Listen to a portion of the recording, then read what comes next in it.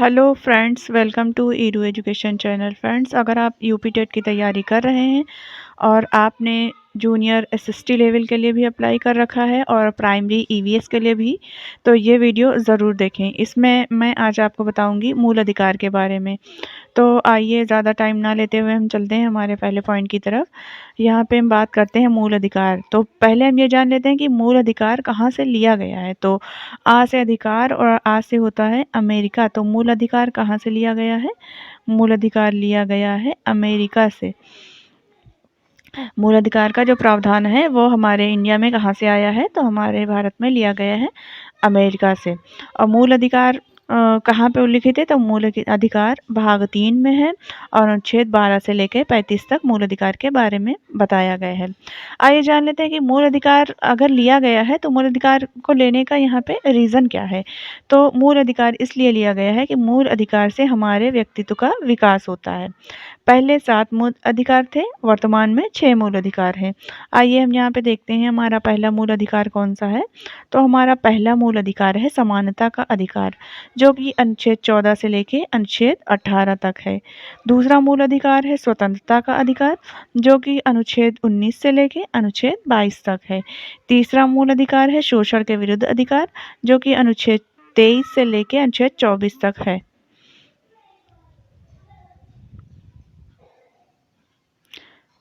चौथा मूल अधिकार हमारा है धार्मिक स्वतंत्रता का अधिकार, जो कि 25 से लेके 28 तक बताया गया है।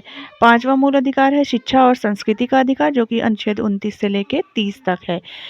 छठा मूल अधिकार है हमारा संवैधानिक उपचारों का अधिकार, जो अनुच्छेद 32 में है।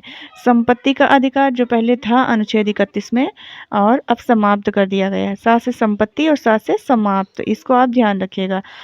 आइए देखते हैं कि समानता का जो अधिकार है तो उसमें हमें क्या क्या बताया गया है। समानता का अधिकार है 14 से 18 तक, जो कि हमारा पहला मूल अधिकार है। अनुच्छेद 14 कहता है कि विधि के समक्ष समानता और विधि के समान संरक्षण सभी को प्राप्त होगा। अनुच्छेद 14 ये बात कहता है कि विधि के समक्ष समानता और विधि के समान संरक्षण सभी को प्राप्त होगा। अनुच्छेद 15 कहता है कि धर्म, लिंग, जाति, मूल वंश और जन्म स्थान के आधार पर भेदभाव बिल्कुल नहीं किया जाएगा। अर्थात कहने का मतलब ये है कि चाहे जो किसी धर्म का हो, चाहे जो उसका लिंग हो, चाहे जो जाति हो, चाहे जिस वंश से हो, उसके आधार पर किसी से भी भेदभाव नहीं किया जाएगा।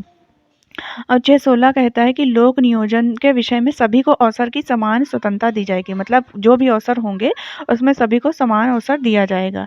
और अनुच्छेद 17 कहता है अस्पृश्यता का अंत, जो कि पहले होता था कि छुआछूत के आधार पर लोगों में भेदभाव किया जाता था, तो अनुच्छेद 17 के आधार पर अस्पृश्यता का अंत किया गया है। अनुच्छेद 18 में उपाधियों का अंत किया गया है। अब आइए हम देखते हैं अनुच्छेद 29 से लेके 22 तक। यहाँ पे ये 19 से लेके 22 तक, ये 19 टू 22। स्वतंत्रता का जो अधिकार है वो अनुच्छेद 19 से लेके 22 तक है। अनुच्छेद 19 में 6 प्रकार की स्वतंत्रता बताई गई हैं।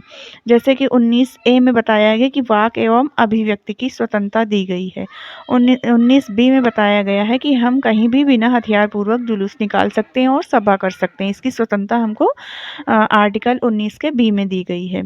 और 19 के सी में बताया गया है कि संघ या संगठन बनाने की पूरी आज़ादी हम सभी भारतीयों को है। 19 के डी में बताया कि भारत एवं राज्य क्षेत्र के भीतर निवास करने की स्वतंत्रता, हम भारत के कहीं भी किसी भी राज्य में निवास कर सकते हैं। 19 के ई में जो संपत्ति का अधिकार था और अब समाप्त हो गया है। 19 के एफ में व्यापार की स्वतंत्रता दी गई है कि हम भारत में कहीं भी कोई भी व्यापार कर सकते हैं।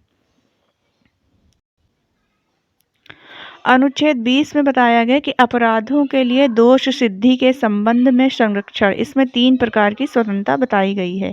अनुच्छेद 20A में बताया गया कि अपराध करने के समय जो कानून लागू है उसी के तहत सज़ा दी जाएगी, ना कि पहले और बाद में बनने वाले कानून के तहत सज़ा दी जाएगी। जैसे कि किसी ने 2005 में कोई किया जुर्म, तो उस टाइम जो कानून लागू था उसी के हिसाब से सज़ा दी जाएगी, ना कि 2015 में लगने वाले कानून पे।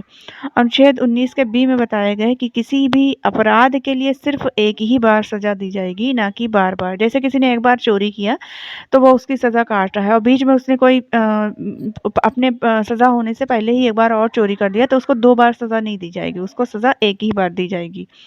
अनुच्छेद 20 के सामने कहते हैं किसी भी व्यक्ति को स्वयं के विरुद्ध गवाही देने के लिए बाध्य नहीं किया जाएगा। मतलब कोई भी व्यक्ति हो, कहीं से भी बिलॉन्ग करता हो, उसको डरा धमका के कि हाँ अपने खिलाफ गवाही दो, तो ये नहीं किया जाएगा। और अनुच्छेद 21 प्राण एवं दैहिक स्वतंत्रता के बारे में बताता है।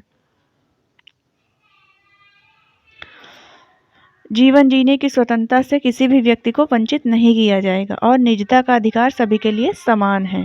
अनुच्छेद 21A में 14 वर्ष तक के बच्चों के लिए निःशुल्क एवं अनिवार्य शिक्षा का प्रावधान दिया गया है, जो कि 86वां संशोधन 2002 में जो किया गया है उसके हिसाब से जोड़ा गया है। अनुच्छेद 22 में कहा गया कि यदि किसी व्यक्ति को गिरफ्तार किया गया है तो उसे 24 घंटे के अंदर निकटतम मजिस्ट्रेट के समक्ष उपस्थित करना होगा।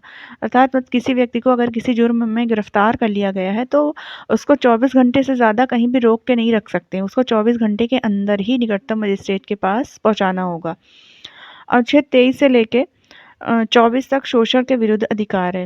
अनुच्छेद 23 में किसी भी व्यक्ति से बलपूर्वक कार्य नहीं कराया जाएगा। मतलब कोई अगर निचले तबके का व्यक्ति है, अर्थात वो पैसों के लिए उसको पैसों का लालच देकर या फिर बलपूर्वक उससे कोई भी कार्य नहीं कराया जा सकता है। अनुच्छेद 24 में बताया कि 14 वर्ष तक के बच्चों को किसी भी खान या कारखाने या अन्य जोखिम भरे कार्यों में नहीं लगाया जाएगा। अनुच्छेद 25 से लेके 28 तक बताया गया है धार्मिक स्वतंत्रता का अधिकार। अनुच्छेद 25 में बताया गया कि धर्म के प्रचार प्रसार की स्वतंत्रता दी गई है और अनुच्छेद 26 में धार्मिक कार्यों के प्रबंध की स्वतंत्रता दी गई है। अनुच्छेद 27 में कहा गया है कि धर्म की उन्नति हेतु चंदा देने के लिए किसी भी व्यक्ति को बाध्य नहीं किया जाएगा। अर्थात जो कोई भी रिलीजन है और उसमें वो बिलोंग करता है, वो चंदा देने की उसकी हैसियत नहीं है तो उसको चंदा देने के लिए बाध्य नहीं किया जाएगा। अर्थात जो भी खुद से देना चाहे चंदा तो वो दे और जो ना देना चाहे वो ना दे।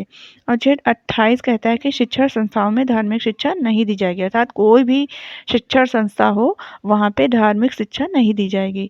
शिक्षा तथा संस्कृति का अधिकार अनुच्छेद 29 से लेकर 30 तक शिक्षा तथा संस्कृति के अधिकार के बारे में बताया गया है। अनुच्छेद 29 कहता है कि अल्पसंख्यकों को अपनी भाषा, लिपि व संस्कृति को बनाए रखने का पूरा अधिकार है।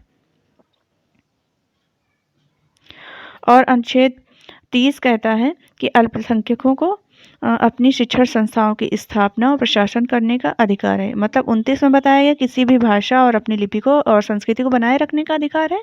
अनुच्छेद 30 में बताया गया कि अल्पसंख्यकों को अपनी पसंद की शिक्षण संस्थाओं की मतलब वो स्थापना भी कर सकते हैं और प्रशासन भी कर सकते हैं। अनुच्छेद 31 जो कि संपत्ति का अधिकार था, अब समाप्त कर दिया गया है। आइए अनुच्छेद 32 देख लेते हैं जो कि संविधान की आत्मा है। अनुच्छेद 32 में यदि किसी विवाद को निम्न न्यायालय से उच्च न्यायालय ले जाना है तो अनुच्छेद 32 के द्वारा इसके अंतर्गत 5 प्रकार की रिटों का उल्लेख है। ये यहाँ पे गलत टाइपिंग है। यहाँ पे बताया गया है कि यदि किसी विवाद को उच्च न्यायालय निम्न न्यायालय से उच्च न्यायालय ले जाना है तो 5 प्रकार की अनुच्छेद 32 के द्वारा 5 प्रकार की रिटों का उल्लेख है। तो फ्रेंड्स, अगर आपको मेरी वीडियो ज़रा भी अच्छी लगी हो तो वीडियो को लाइक, शेयर और कमेंट करना ना